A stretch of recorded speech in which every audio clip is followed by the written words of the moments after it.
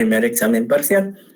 Entonces, por favor, ese segundo laboratorio vamos a analizarlo. Definitivamente no vamos a poder analizarlo por las circunstancias a que yo hice referencia hace un momentito.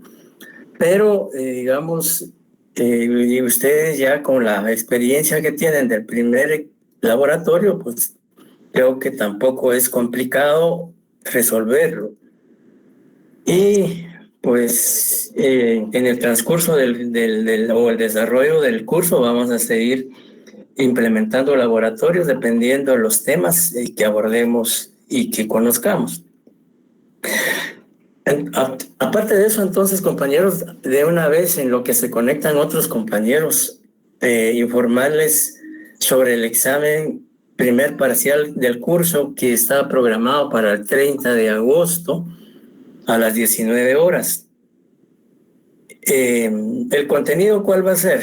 Pues el contenido va a comprender del tema número 1, que es los conceptos básicos sobre derecho procesal penal, hasta el tema de hoy, el tema que concluíamos hoy. Yo había pensado el martes trabajar el último tema de la primera parte, que nos quedaría uno, pero lastimosamente como tienen evaluaciones martes y jueves, entonces eso nos impide que podamos trabajar. ¿Y cómo vamos a desarrollar el examen? Pues el examen lo vamos a desarrollar en parte teórica y parte práctica. La parte teórica va a comprender si es factible que podamos a través de la plataforma hacer preguntas directas sobre los temas que señalamos, pues se harán de esa manera. Si no, tendríamos que implementar una modalidad quizá de selección múltiple y falso verdadero, etcétera. Ya en su momento lo miraremos. Entonces, una parte teórica con una ponderación de 15 puntos y una parte práctica con una ponderación de 15 puntos también, para hacer un total de 30 puntos. La parte práctica va a comprender 3 casos, así como los planteados en los laboratorios. 3 casos con un valor de 5 puntos cada caso, para hacer un total de 15 puntos. Más 15 de la teoría, pues ya prácticamente entonces completamos los 30 puntos.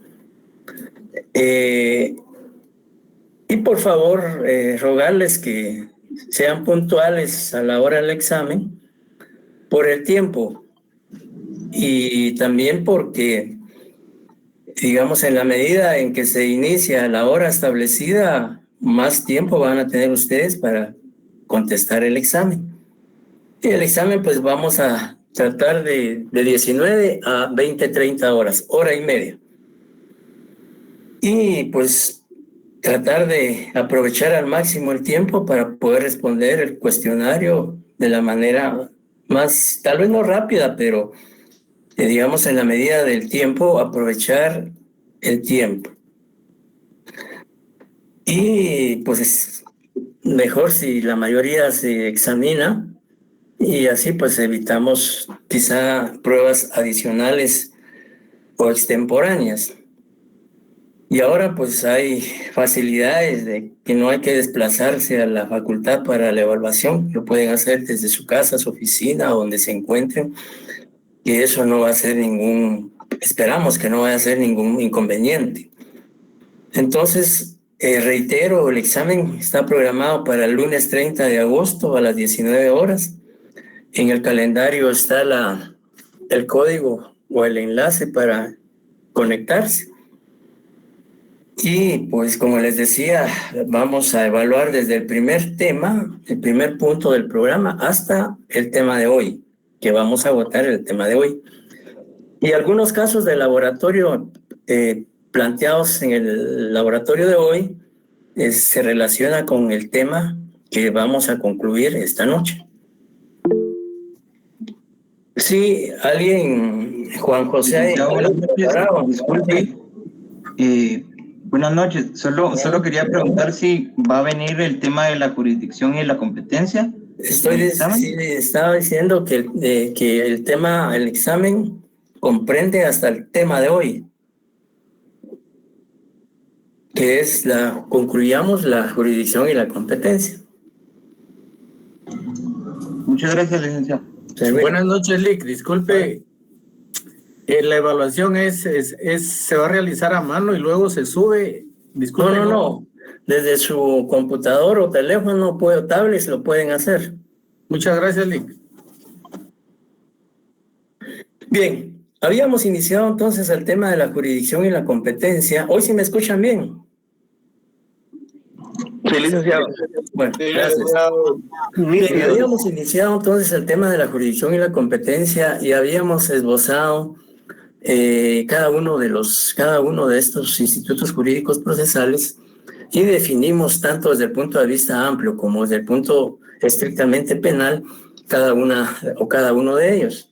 Y de una u otra manera también señalamos la diferencia que hay entre la jurisdicción y la competencia. Y dijimos que todos los jueces o tribunales tienen jurisdicción y que también tienen competencia, pero que la competencia va a consistir dependiendo el territorio, dependiendo la materia, dependiendo el lugar de la comisión de derecho, etcétera, etcétera.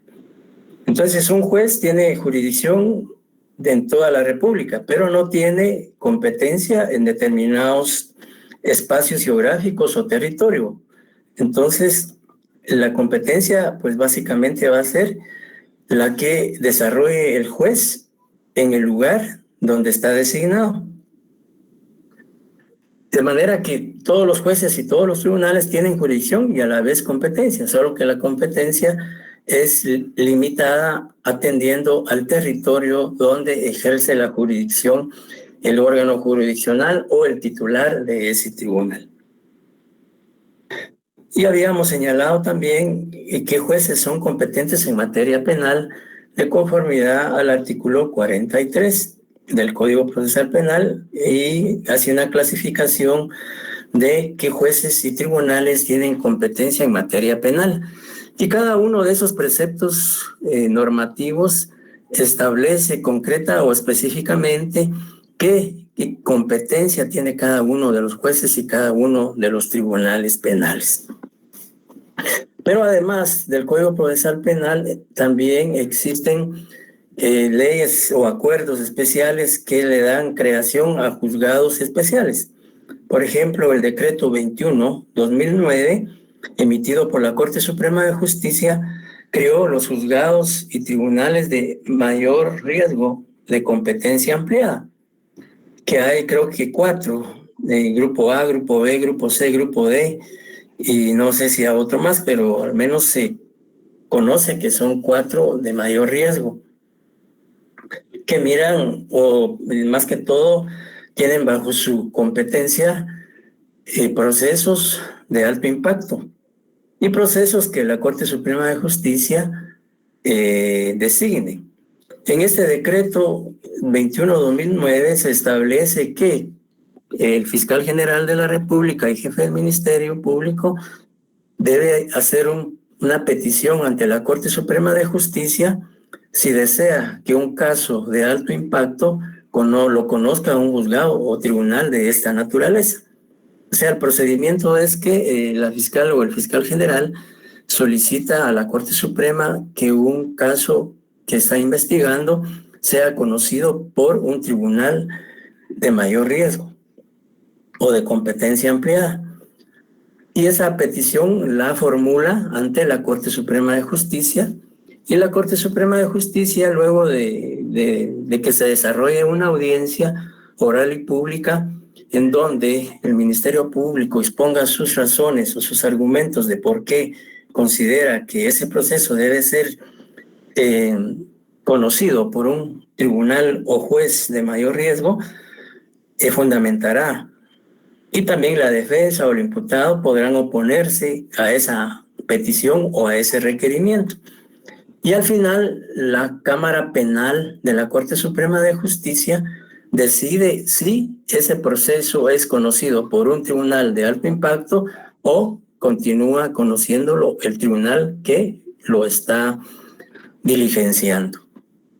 Y en este decreto pues está el procedimiento. Solo les hice mención de cuál es la petición, quién la formula y ante quién se formula y quién la resuelve.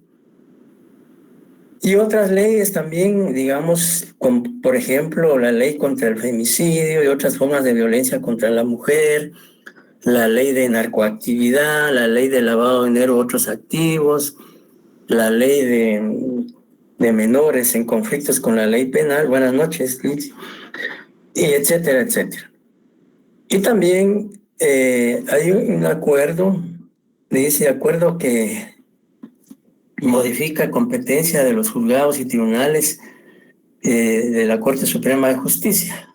Entonces, ahí se establece la modificación de, digamos, la competencia de estos juzgados.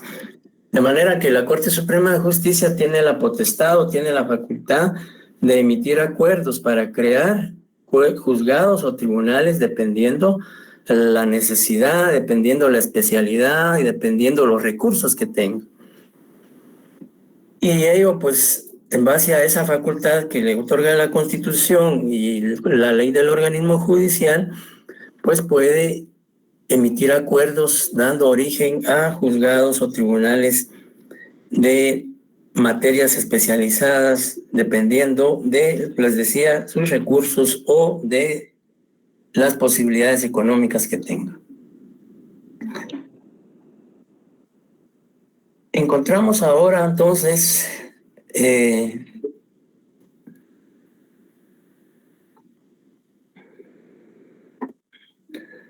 vamos a esperar que ingresen otros compañeros.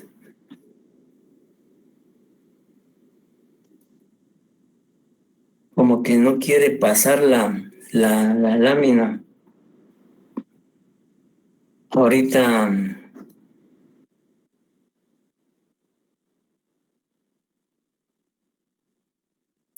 ¿sí me están escuchando, compañeros?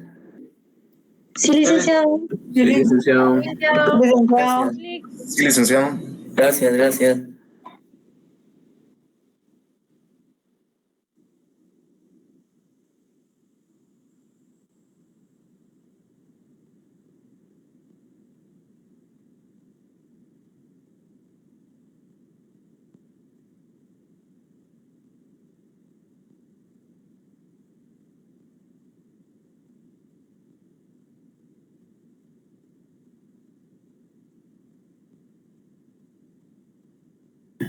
Ahora ya no, Lic.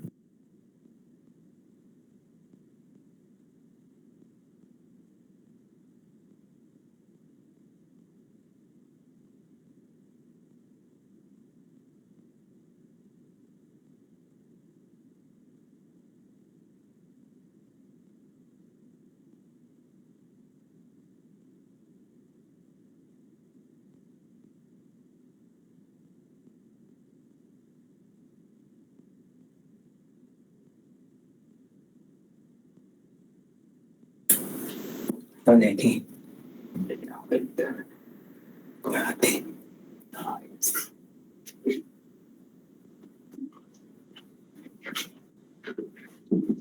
Es esta. Entiendo. Vos sí se mira. Sí, Lic, también. Sí, sí, mira. Bien, entonces, otro de los temas que es importante conocer y que el Código Procesal Penal regula a partir del artículo 54 y 55, y por favor, abramos nuestro código, se habla de la conexión de procesos penales. Y veamos en qué casos o bajo qué circunstancias es permisible procesal y legalmente conectar expedientes o conectar procesos. Alguien que por favor le dé lectura al artículo 54, por favor.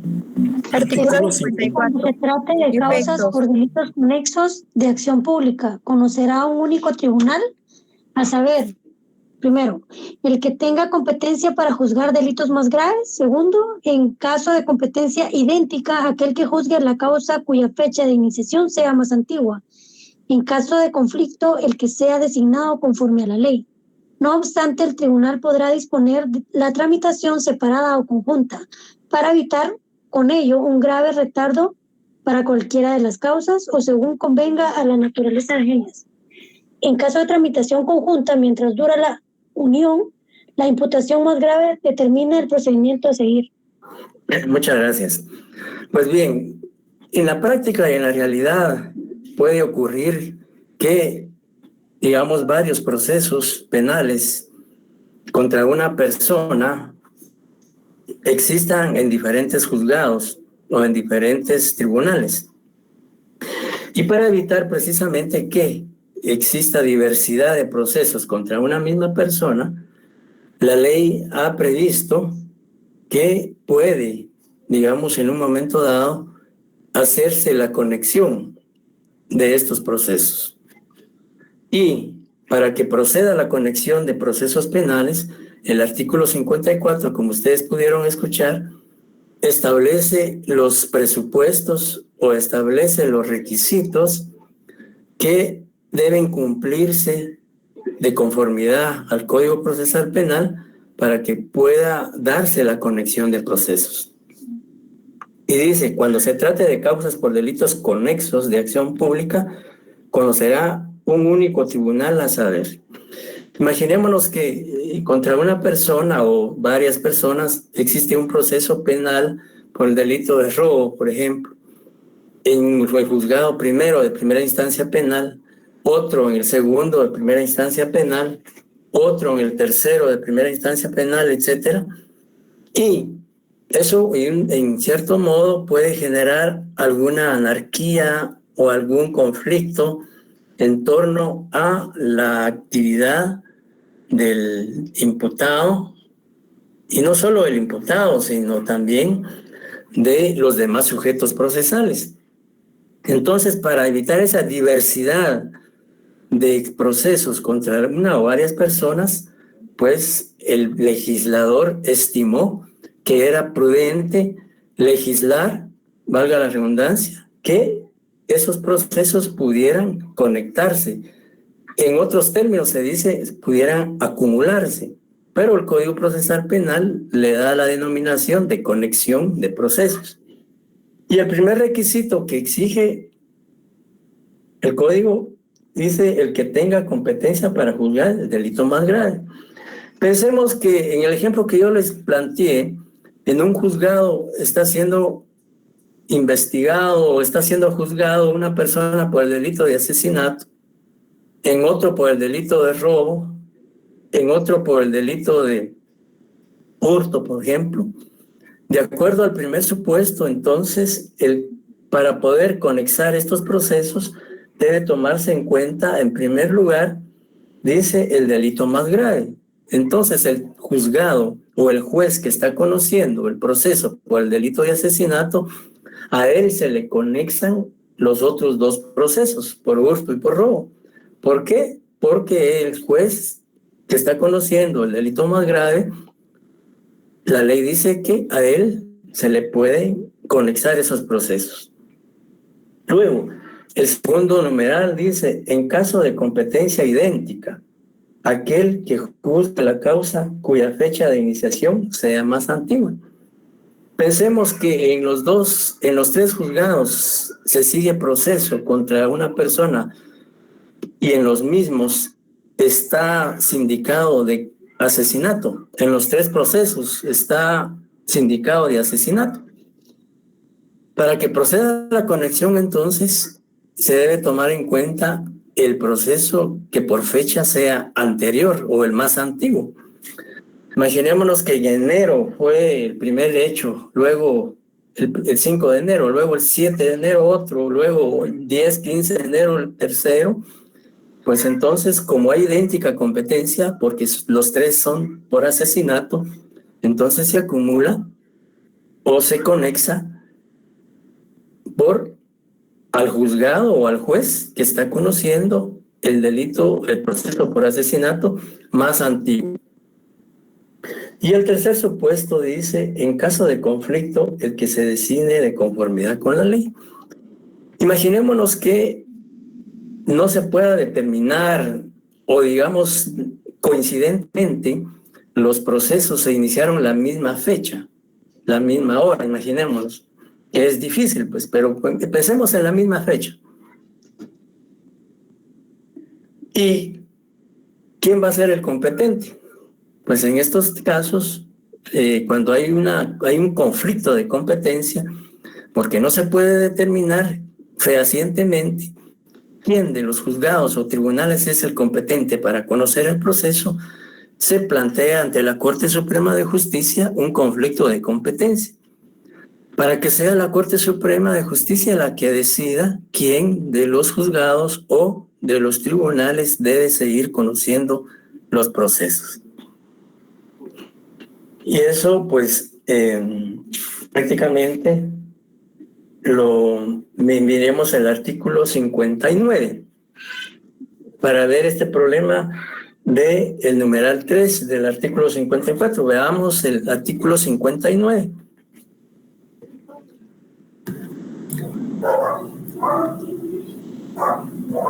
¿Qué dice el artículo 59? El artículo 59 dice conflictos de competencia. Si existiera entre varios tribunales un conflicto sobre competencia, la Corte Suprema de Justicia, por medio de la Cámara respectiva, determinará el tribunal que deba intervenir.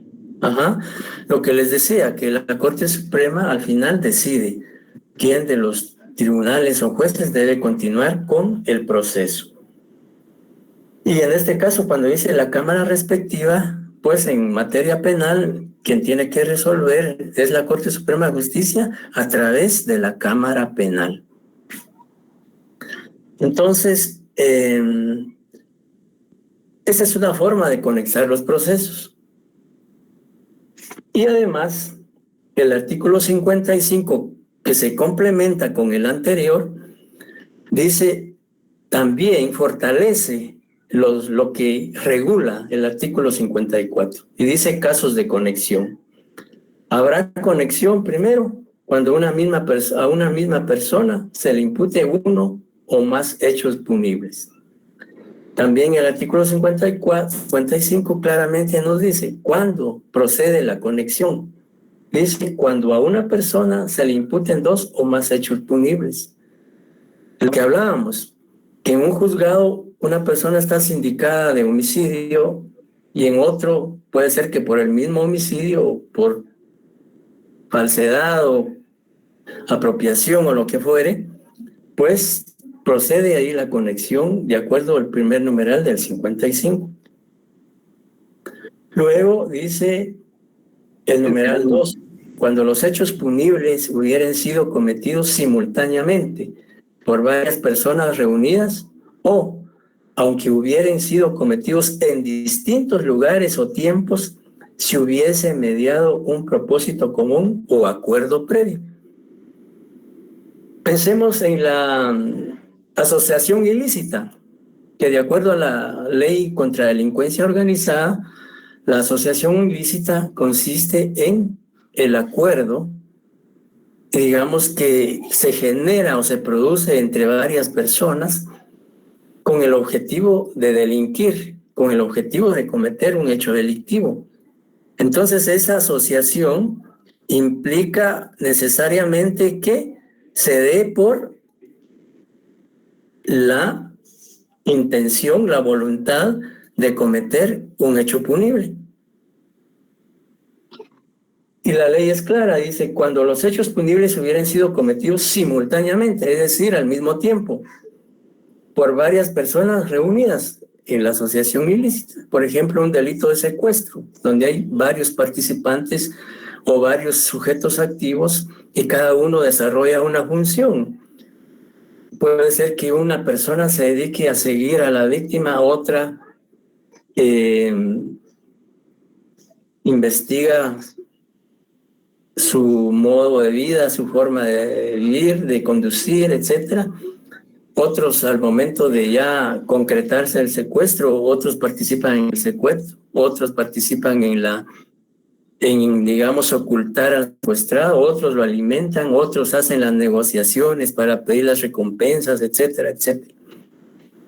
Entonces, en ese tipo de hechos, pues también procede la conexión.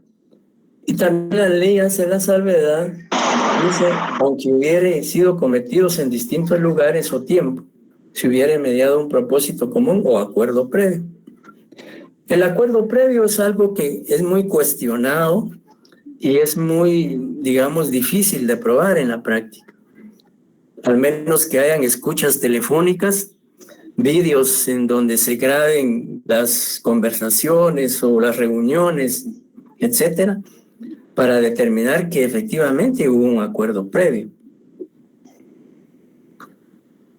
Y luego el numeral tercero dice, cuando uno de los hechos punibles imputados hubiere sido cometido para perpetrar o facilitar la comisión de otro.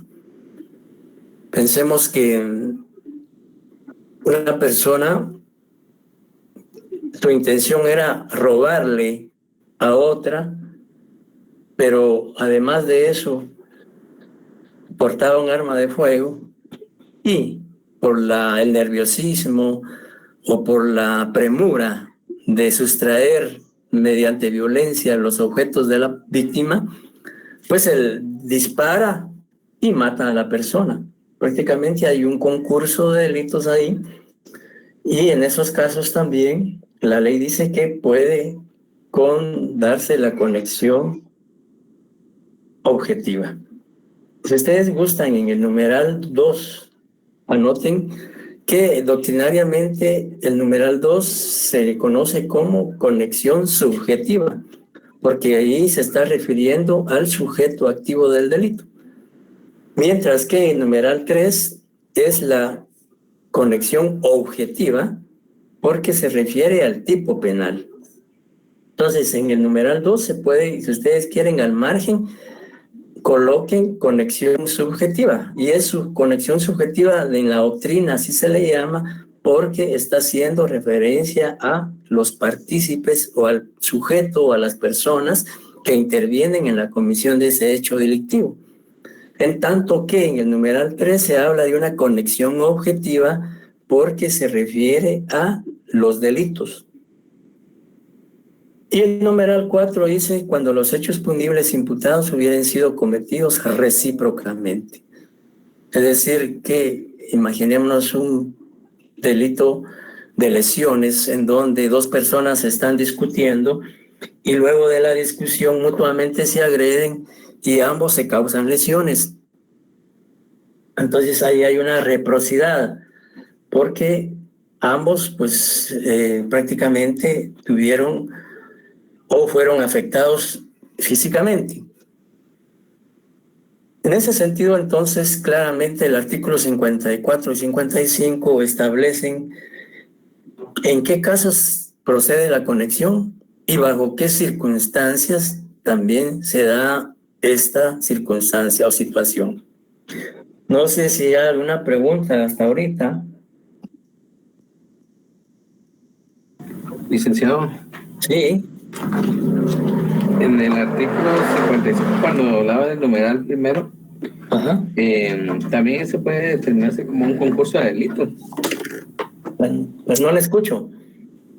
Le decía que en el artículo 55, en el numeral primero, también se podría decir que una persona podría tener un concurso de delitos. Cuando una misma persona se le encuentra, sí, efectivamente. Así es, cuando hay concurso de delitos. Bueno, gracias. Bien, ahora veamos. Sí, buenas noches. Buenas noches. Diga. O sea, para la conexión de delitos tiene que ser el mismo delito, pero en diferente grado, o diferente delito puede ser también. Bueno, dependiendo, si es lo relacionado al artículo 54, puede ser diferente delito. Y en el artículo 55 también puede ser diferente delito, no necesariamente tiene que ser el mismo. Gracias. Bien, en cuanto a las cuestiones...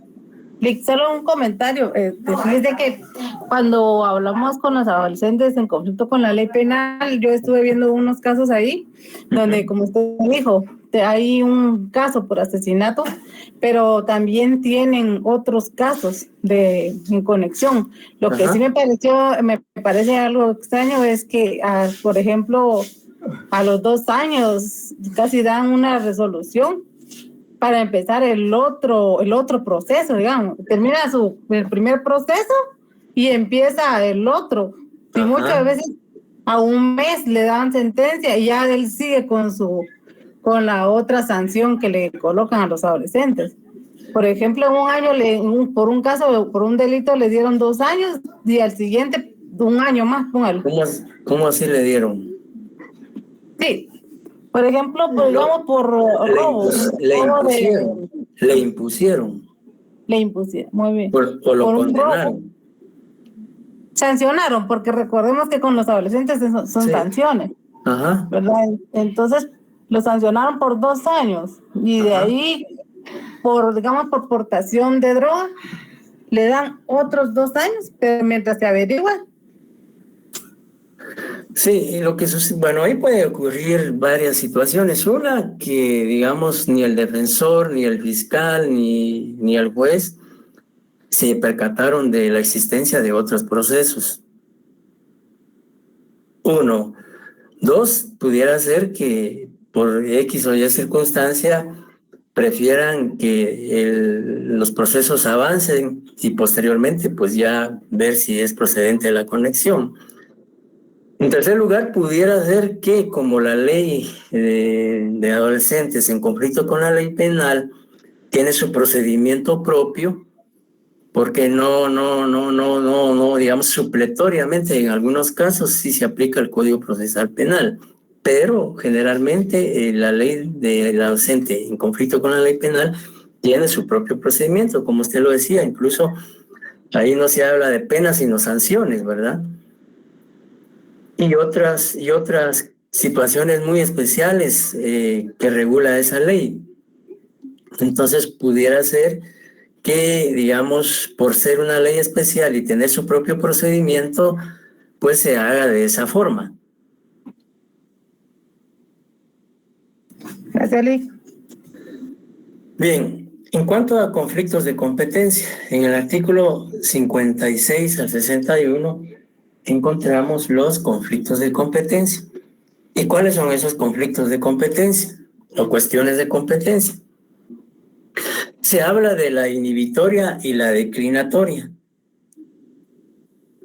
Pero digamos, para entender de una manera más práctica o sencilla lo que es una inhibitoria, lo que es una declinatoria, pues es importante conocer el término inhibir, aunque ustedes creo que ya manejan ese término. Sin embargo, inhibir significa o consiste en impedir a un juez o un tribunal que continúe conociendo en un proceso por carecer de competencia procesal para ello. Imaginémonos que un juez de paz penal esté conociendo un proceso por secuestro. ¿Será competente el juez de paz penal para conocer un proceso por delito de secuestro? No, por la pena. Muy bien, no, por la pena, efectivamente, no es competente.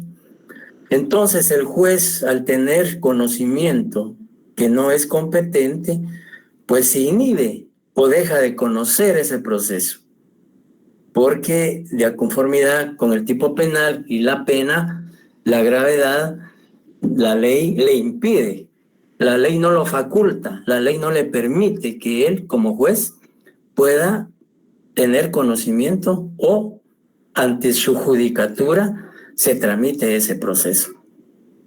Entonces él deja de conocer, técnicamente se inhibe, y inhibirse es dejar de conocer. Y el Código Procesal Penal habla de la inhibitoria.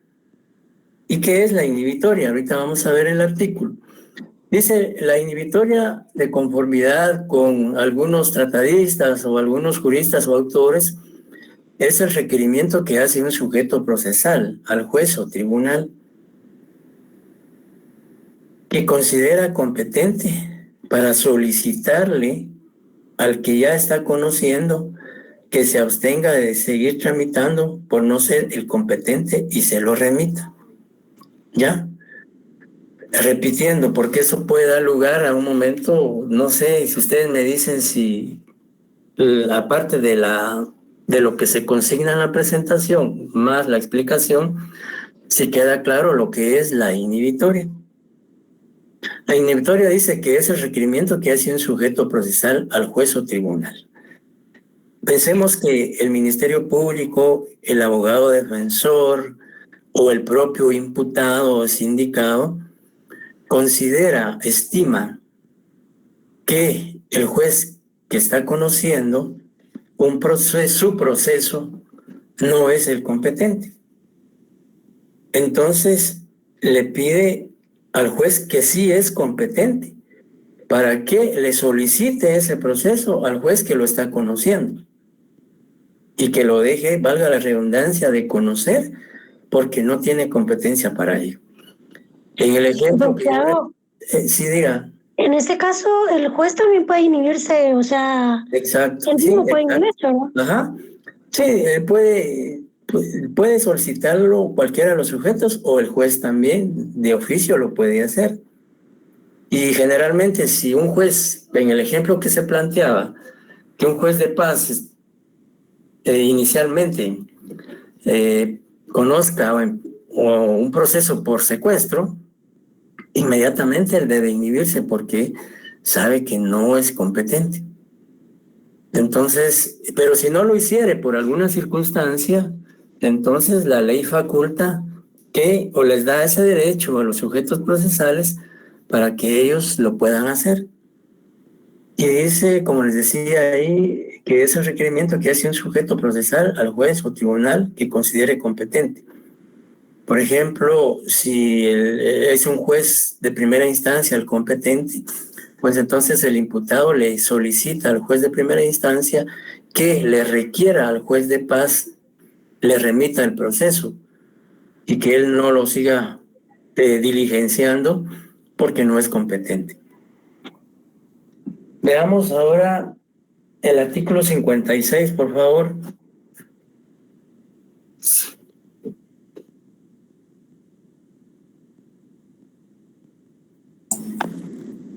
Artículo 56. Artículo 56. Medios de promoción. El Ministerio Público y cualquiera de las partes podrán promover una cuestión de competencia por inhibitoria ante el tribunal al cual se consideran competente o por declinatoria ante el que tramita el procedimiento y el cual consideran incompetente. Gracias. Sin perjuicio de la facultad. ¿Solo el primer párrafo o continúo? Sí, bueno, sí está bien. Sí, ahí en el artículo 56 encontramos lo que es la inhibitoria y la declinatoria, que son dos, digamos, la ley ha puesto a disposición de los sujetos procesales estas situaciones o cuestiones de competencia para que lo puedan plantear o formular cuando se den las circunstancias para ello. O, como decía la compañera, el juez o tribunal de oficio lo puede hacer. ¿Y qué es la declinatoria? Pues la declinatoria es la solicitud formulada por un sujeto procesal al juez o tribunal que está conociendo el proceso para que deje de tramitarlo por no ser competente y lo remita las actuaciones al competente o al correspondiente. Y como la ley, el artículo 56 lo señala y dice por declinatoria ante el juez que tramita el procedimiento y el cual consideran incompetente. Aquí es a la inversa, en donde volvamos al ejemplo del secuestro y el juez de paz. Aquí en la declinatoria entonces se le solicita al juez de paz que deje de conocer y lo remita al juez competente. Mientras que en la inhibitoria el requerimiento se formula ante el juez que se considera competente para que lo requiera al juez que está conociendo y que no es competente. ¿Estamos claros? Licenciado, yo ahí no entiendo mucho la diferencia. Yo siento que inhibitoria y declinatoria es lo mismo, pues es una solicitud que hace cualquier sujeto procesal ante juez o tribunal. Que está conociendo. Sí, en un momento dado podría formarse cualquiera de las dos. La diferencia es que en la inhibitoria La solicitud la hace usted ante el juez que usted considera que es el competente para conocer. Mientras que en la declinatoria la petición se formula ante el juez que está conociendo el proceso para que se lo remita al que es competente. Ahí está la diferencia. No sé si ahora me quedó claro. Ahora sí, licenciado. O sea que, mire, pues solo para recapitular, la inhibitoria hago la solicitud ante el juez que yo creo que es competente. La declinatoria, la declinatoria ante el juez que está conociendo. No, es al contrario. Ay, Dios. Perdón. No tenga pena. Perdón. Pareciera un trabalenguas esto, pero sí, la diferencia, ambas son solicitudes que se formulan ante juez o tribunal. La diferencia, como les decía, es que en la inhibitoria el planteamiento se formula ante el juez que uno considera competente. En el caso del secuestro, se haría ante el juez de primera instancia penal, que es el competente. Pero él no está conociendo de momento el proceso. Por eso es que se le pide que lo solicite al juez que está conociendo, pero que no es competente. Mientras que la declinatoria, usted la petición la va a incoar ante el juez, en el ejemplo que plantea, ante el juez de paz que está conociendo. Decirle, mire, señor juez de paz, usted no tiene competencia para conocer el delito de secuestro. Por favor, remítalo al juzgado de primera instancia, que es el competente. Hoy sí, licenciado, ahora sí ya me quedó claro. Gracias. Muy bien. Pues bien, entonces, ahora, ¿cuál es el trámite? Aquí, en forma de incidente, es artículo 150 bis, por favor. Aquí no sé qué pasó, pero se nos pasó, sí le habíamos agregado el 150 bis, por favor, agréguenselo ahí. Artículo 150 bis del Código Procesal Penal. Por supuesto, el 150 también, pero el 150 bis es el específico en relación a cómo se tramita una declinatoria o una inhibitoria. Y alguien que le dé lectura al 150 bis, por favor.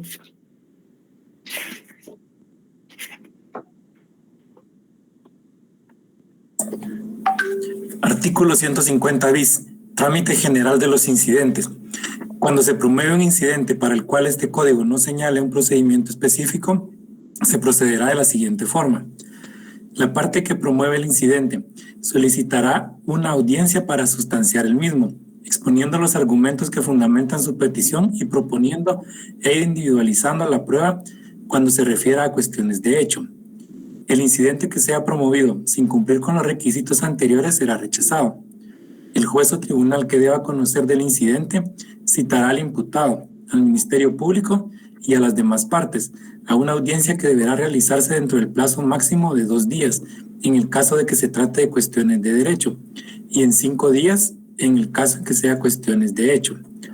Oídas las partes y en su caso recibidas las pruebas, el órgano jurisdiccional en la audiencia respectiva resolverá el incidente sin más trámite. Si el incidente se promueve en el curso de una audiencia oral y no existe otro procedimiento señalado en este código, se tramitará conforme a lo dispuesto respecto de los incidentes durante el debate oral y público. Gracias. O sea que la inhibitoria o declinatoria pues se tramita en la forma de incidentes tal y como lo establece el Código Procesal Penal en el artículo 150 bis. Imaginémonos que el Ministerio Público va a formular inhibitoria o declinatoria, tendrá que pedirle al juez una audiencia. Y el juez señala esa audiencia de día y hora determinados. Y el día en que deba celebrarse la audiencia debe concurrir el Ministerio Público y las demás partes. Y en la misma, pues el Ministerio Público plantea sus argumentos, por qué motivos o razones estima que debe darse la inhibitoria o la declinatoria. Y pues la oposición de la defensa del imputado, si estiman que no es procedente el requerimiento del Ministerio Público, pues podrán oponerse a que el juez autorice la declinatoria o inhibitoria. Y luego el juez decide, al terminar o al concluir la participación de los sujetos procesales, el juez emite su decisión declarando con lugar o declarando sin lugar la petición del Ministerio Público.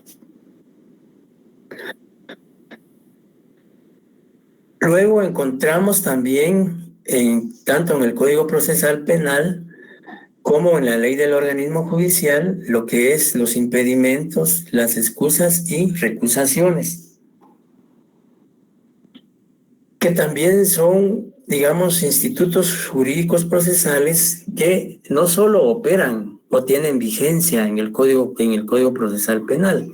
Los impedimentos, las excusas y las recusaciones pueden darse también en procesos civiles, en procesos laborales, en procesos de familia, etcétera, etcétera. Pero como nos interesa analizar específicamente el ámbito penal, pues nos vamos a focalizar en lo que son los impedimentos, excusas y recusaciones en el ámbito penal. En el Código Procesal Penal están regulados en el artículo 62 al 69. Y en la ley del organismo judicial del 122 al 132 de la mencionada ley. Digamos, ¿qué es un impedimento? ¿Qué es una excusa o qué es una recusación? ¿Alguien tiene la idea o puede decirme en qué consiste un impedimento, una excusa o una recusación?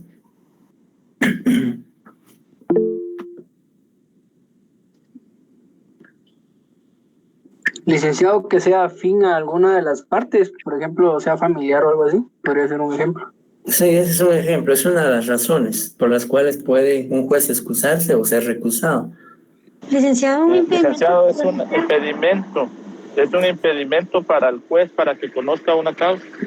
Sí, por supuesto, que la ley habla de... Va a ser un impedimento todas aquellas situaciones en las que el juez no deba conocer de cierto asunto, por tener, como dicen las literales acá, ser parte de un asunto o que sea el juez, alguno de los parientes en esa... Sí, ahorita vamos a ver las causas o las causales por las cuales una de las partes o los sujetos procesales pueden promover o plantear una recusación o el juez excusarse. Sin embargo, veamos primero lo que dice el Código Procesal Penal. En el artículo 62 dice en el título de impedimentos, excusas y recusaciones. Artículo 62. Las causas de impedimento, excusas y recusación de los jueces son las establecidas en la ley del organismo judicial. El Código Procesal Penal no establece cuáles son esas causas, sin embargo, nos remite al artículo 122 de la ley del organismo judicial, que vamos a ver en un momentito. Y de la excusa dice, el juez comprendido en alguno de los motivos indicados en dicha ley, deberá inhibirse inmediatamente y apartarse del conocimiento y decisión del proceso. Y la recusación dice, el Ministerio Público, las partes o sus representantes, así como los defensores, podrán recusar a un juez cuando exista uno de los motivos indicados en la ley del órgano judicial. ¿Y cómo se tramita una excusa, recusación, etcétera? Dice, la recusación se interpondrá por escrito indicando los motivos en que se funda y los elementos de prueba pertinentes y se resolverán en las siguientes oportunidades.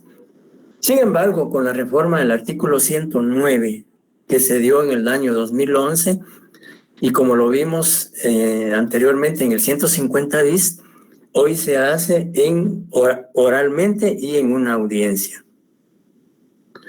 Y que por supuesto también se puede plantear por escrito, pero como les decía, de acuerdo al artículo 109, hoy reformado, pues la mayoría de peticiones deben formularse oralmente y discutirse en una audiencia, dependiendo si es una audiencia unilateral o bilateral.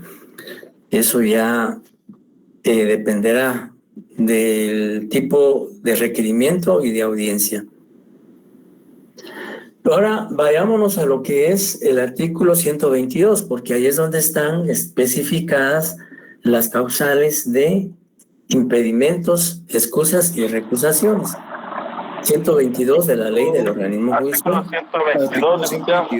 122.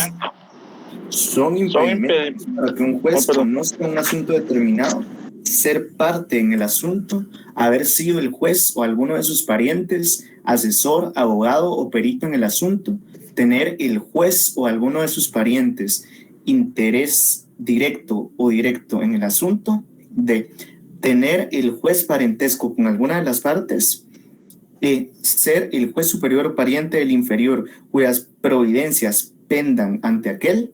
F, reformado por el artículo 13 del decreto número 11-93 del Congreso de la República. Haber aceptado el juez o alguno de sus parientes herencia, legado o donación de alguna de las partes. G, ser el juez socio o partícipe con alguna de las partes. Y H, haber conocido en otra instancia o en casación en el mismo asunto. Ya, el impedimento prácticamente es una facultad que tiene el juez de dejar de conocer un proceso cuando concurra una o varias de las causales que establece el artículo 122. Puede ser una, pueden ser varias. Entonces, prácticamente, al concurrir una o varias de esas causales, el juez no podría conocer ese proceso. O sea, la ley se lo prohíbe, la ley le limita esa facultad o ese derecho. Y él, pues, obviamente, no tiene, pues, ahí valga la redundancia, la facultad legal para conocer ese proceso. Él de oficio puede plantear el impedimento a las partes y decirles, no puedo conocer este proceso porque, digamos, soy pariente de una de las partes, por ejemplo.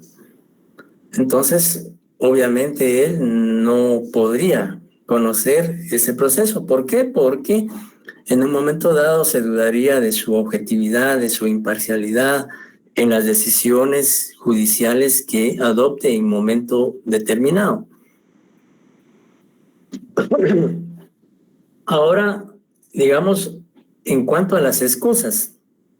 Las excusas, podríamos decir que es la facultad que tiene un juez o tribunal de dejar de conocer un proceso en virtud de la concurrencia de una o varias causales establecidas en la ley del organismo judicial. Decía que la excusa es el derecho, es la facultad que tiene un juez o que tiene un tribunal de no conocer un proceso, en este caso proceso penal, por concurrir o existir una o varias causales establecidas en la ley del organismo judicial. ¿Y en qué casos o en qué circunstancias el juez debe excusarse? El artículo 123 habla hasta la literal L y hace una enumeración de por qué razones o motivos un juez debe excusarse. Así, por ejemplo, solo viendo algunos, dice cuando tenga amistad íntima o relaciones con alguna de las partes, que a juicio del tribunal, según las pruebas y las circunstancias, hagan dudar de la imparcialidad del juzgador. Cuando el juez o sus descendientes tengan concertado matrimonio con alguna de las partes o con parientes consanguíneos de alguna de ellas. Cuando el juez viva en la misma casa con alguna de las partes, exceptuándose el caso de hoteles o pensiones. Y así sucesivamente, el artículo 123 de la ley del órgano judicial hace una enumeración o clasificación de las causales por las cuales un juez o un tribunal debe excusarse. ¿Dudas hasta el momento?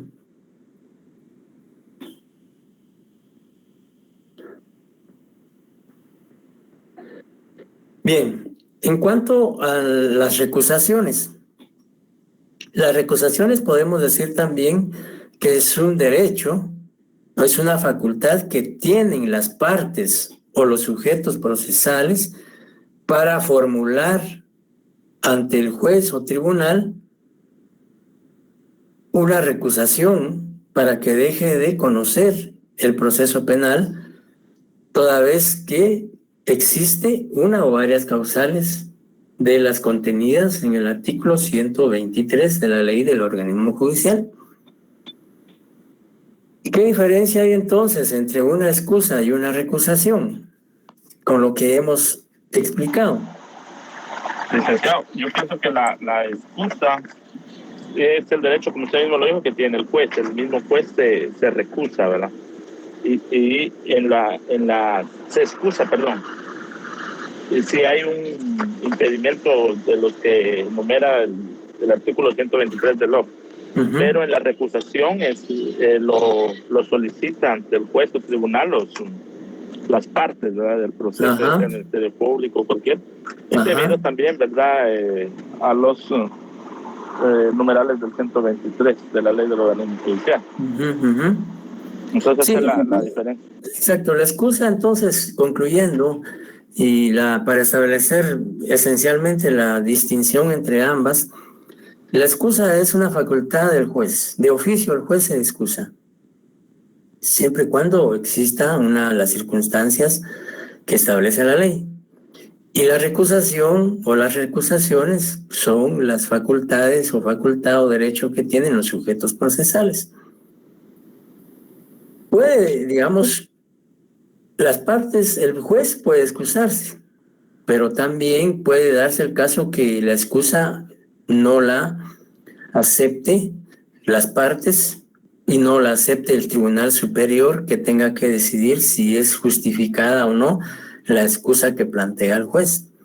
Puede darse esa circunstancia, que un juez se puede excusar para no conocer un proceso, pero las partes pueden, digamos, manifestarse al respecto si aceptan o no la excusa del juez. Y también, cuando un juez se excusa, pues tiene que remitirlo a un tribunal superior para que el tribunal analice la causal invocada por el juez y analice también los argumentos de las partes en caso haya oposición o no haya oposición, para luego el tribunal superior decidir si es procedente o improcedente la excusa. Y también lo mismo ocurre con las recusaciones. Una de las partes puede recusar a un juez o a un tribunal y puede que el tribunal o el juez no acepte las causales de recusación, pero tendrá que dirigirlo a un juzgado superior, a un tribunal superior, para que sea el tribunal superior el que conozca y al final decida si procede o no la recusación. O sea, no siempre las excusas y las recusaciones van a ser admitidas, sino puede darse el caso en que sean rechazadas si realmente no, las causales invocadas no, en efecto, el Tribunal Superior determina que no son suficientes o no generan el motivo para que se acepte la excusa o la recusación. Y el trámite... ¿Sí? Mire, ahí en el caso de las recusaciones, ¿solamente el Tribunal Superior puede aceptar o declinar, o puede el mismo juez a quien están recusando no aceptar la recusación? Mire, el juez lo que puede hacer, generalmente lo que ocurre en la práctica es el juez, la ley dice que el juez debe pronunciarse si acepta o no acepta la excusa o la recusación, más que todo la recusación. Si no acepta la recusación y el tribunal, digamos, y no se justifica, etcétera, el juez recusado puede seguir conociendo si no es aceptada la recusación. Ahora, si la recusación es aceptada, pues obviamente el proceso será trasladado o remitido a otro juez o a otro tribunal. Y el trámite... ¿Sí? Yo he visto que hay jueces que no aceptan la recusación y siguen conociendo. Sí, exacto. Sin ir a un tribunal superior. Exacto. ¿Cuándo va a un tribunal superior, disculpe? ¿Anda? ¿Cuándo es que va a un tribunal superior la recusación al hecho de no aceptarla al juez? Digamos, cuando el juez no acepta la causa de recusación, pues entonces lo remite a un juzgado, a un tribunal. En este caso hablemos de los, como son juzgados o tribunales penales, lo remite a una sala de apelaciones penal para que la sala analice la excusa o la recusación y luego tomar la decisión si acepta o no. Si la sala resuelve no aceptar la recusación, seguirá conociendo el mismo juez o el mismo tribunal.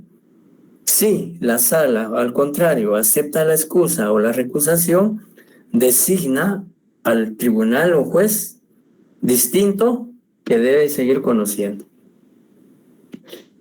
En el artículo 126 de la ley del organismo judicial está el trámite de las excusas y las recusaciones. Y claramente, a partir, digamos, en el artículo 129 de la ley del organismo judicial que habla del trámite de la recusación, dice: si el juez estima que no es cierta la causal o que no ha lugar a la recusación, así lo hará constar en resolución motivada. Y en el primer caso seguirá conociendo, sin más trámite. Pero en el de recusación, remitirá las actuaciones al Tribunal Superior, el que la tramitará y resolverá como incidente. Entonces, el trámite de la recusación está contenida en el artículo 129, el trámite de la excusa en el 126. Entonces, ahí la misma ley nos da la solución de cómo se procede cuando se plantean tanto excusas y recusaciones. Y, por supuesto, como les decía, el Código Procesal Penal no habla de las causales, por eso nos remite a la ley del organismo judicial, en donde puntualmente encontramos las causales de excusa y de recusación y de impedimento. Digamos, este punto, si ustedes se percatan, pues en el programa no está, pero yo estimé que era importante que conociéramos algo al respecto. Y por supuesto estamos viendo solo aspectos muy esenciales que en la práctica generalmente se dan. Las excusas y las recusaciones en un proceso penal son comunes y se plantean con mucha regularidad o continuidad por muchas razones. A veces se utilizan las excusas y las recusaciones para demorar el proceso penal como una forma de obstaculizar su normal desenvolvimiento o su normal desarrollo. Y muchas veces pues son justificativas, ¿verdad? Licenciado, pero muchas veces también es por el acto impacto que tienen los procesos. Sí, como les decía, hay muchas razones por las cuales se pueden excusar los jueces o recusarlos. Lo importante es que las causales que se invoquen realmente se puedan probar.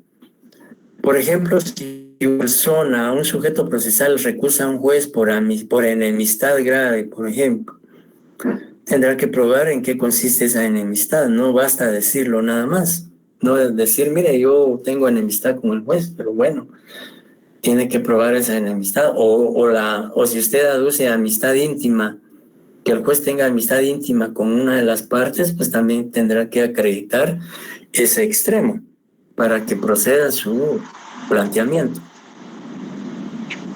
Sí, licenciado, el caso del exfiscal Sandoval, que recusó a los magistrados que iban a conocer el amparo, que él presentó, porque la causal que él dijo es que él había planteado antejuicio en contra de los magistrados que van a conocer el amparo. Entonces, claro, y eso hace dudar la imparcialidad de los magistrados, porque pudiera pensarse que el hecho de que él promovió antejuicio contra ellos, pues no van a ser objetivos, no van a ser imparciales en las decisiones que adopten.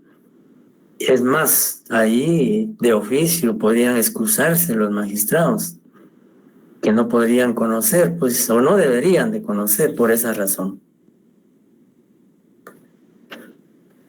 Bien, entonces no sé si algún comentario o pregunta, si no, pues prácticamente concluimos aquí la clase.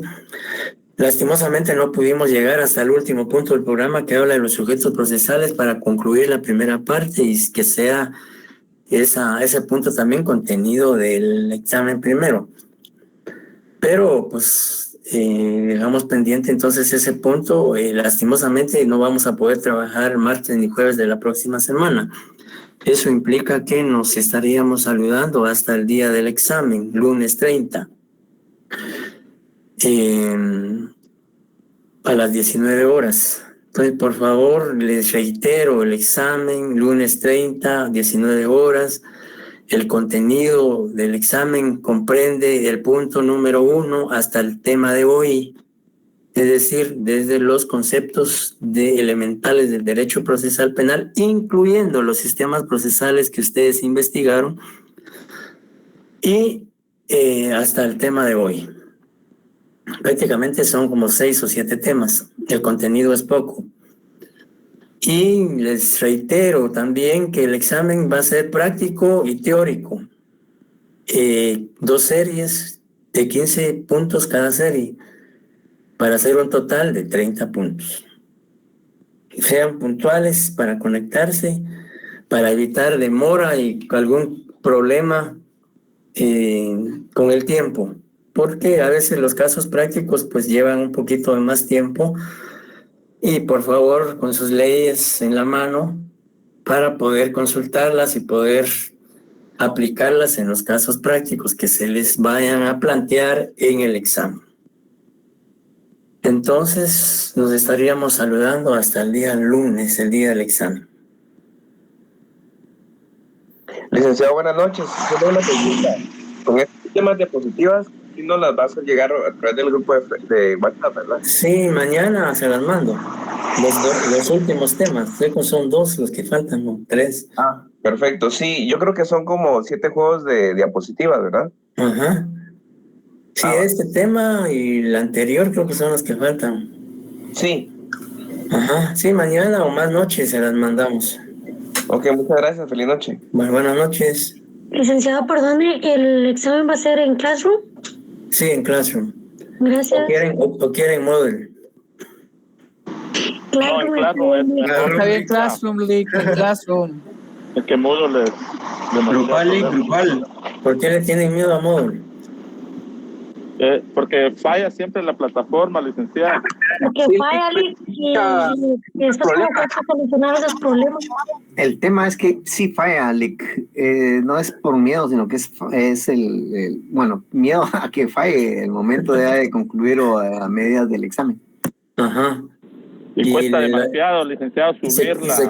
¿Se examinaron el día de ayer o antes de ayer? Ayer, Lick. Ayer se examinaron, ¿y en qué plataforma? Classroom. Ah, no, esta fue en KISS, creo que se llama esa. Se llamaba DATQuiz, licenciado, en la plataforma. Ah, ya. Nos enviaron ahí en Classroom, licenciado, el link, y ahí nos aparecía lo que es esta forma, DATQuiz. Bueno, en el programa está en Classroom y está el código. Es decir, en el calendario, mejor dicho. Entonces, el examen va a estar ahí ya colgado en esa plataforma ese día, antes de las 7. Y entonces, por favor, les decía, vamos a tratar de concluirlo a las 8:30, lo más. Ya que tenemos 1 hora y media, licenciado. Ajá. Gracias, feliz noche. Vaya, licenciado, gracias. Bueno, buenas noches. Gracias, Buenas noches. Éxito en el